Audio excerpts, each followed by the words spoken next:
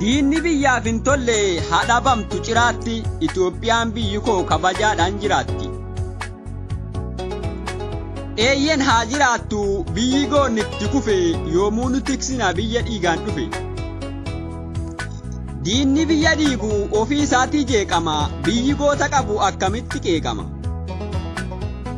Yoo fiigicha feete guyyaaf halkan fiigu, biyya goonni bulchuu hin dandeessu diigu.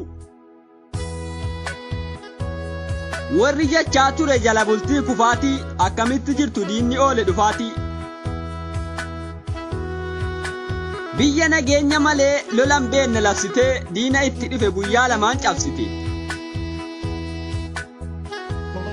Biyyan diiga jetti isiin galtus kiraatti, Itoophiyaan biyyi koo bara baraan jiraatti.